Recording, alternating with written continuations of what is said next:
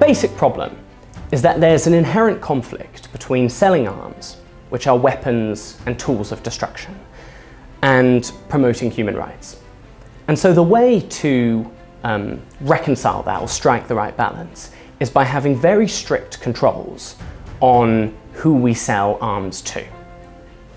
Now, the UK government's standard line is, we have one of the most robust arms control regimes in the world. But just a couple of weeks ago, the UK Court of Appeal ruled that the UK government's arms licensing process was unlawful. It hadn't been carrying out the proper assessment of risk of violations of international humanitarian law in Yemen. And the figures speak for themselves. Okay, in the last decade, a third of all of our arms sales have been made to countries on the FCO's human rights priority list.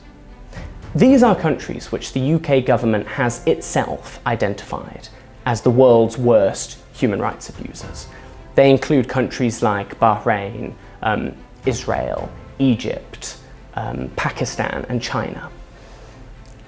And most people are familiar with who the #1 purchaser of arms from the UK is. It's Saudi Arabia, which accounts for around 50% of all of our arms exports. So what's the problem with selling to countries like this? Well, aside from the fact that the arms could be used by these countries to repress their own people, what happens when one country decides to invade another? They can be turned and used on innocents and civilians. And this is exactly what has happened in Yemen. The international laws on arms controls say that we shouldn't sell arms to countries where there's a clear risk, the wording is clear risk, of a violation of international humanitarian law. And that includes the targeting of non-military sites. But since the start of the war in Yemen, the Saudi-led coalition has consistently targeted non-military sites. Over 30% of all of the coalition's airstrikes have hit those kind of targets. They have bombed farms, marketplaces, hospitals and healthcare sites, electricity and water facilities, food storage units. And we all remember the horror of last August when a Saudi coalition airstrike hit a bus full of 40 Yemeni school children on their way to school, all of whom lost their lives.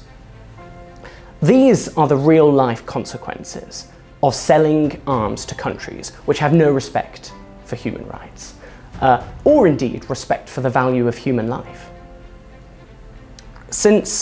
And this is also damaging our international reputation, because to the extent that we continue to sell arms to these countries, whilst at the same time going around on the global stage and saying and calling on other countries to respect human rights, then we look hypocritical. Why should any country trust us when we say one thing but do the complete opposite?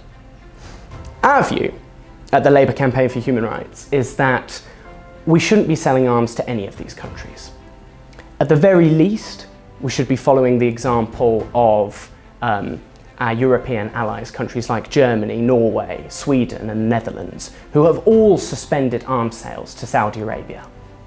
But a responsible government would go further by restricting our sales to NATO allies, and in the long term seeking to develop our industry away from arms into emerging new technologies, for example. That's the way to strike a balanced policy on arms sales, and at the moment the balance is completely wrong.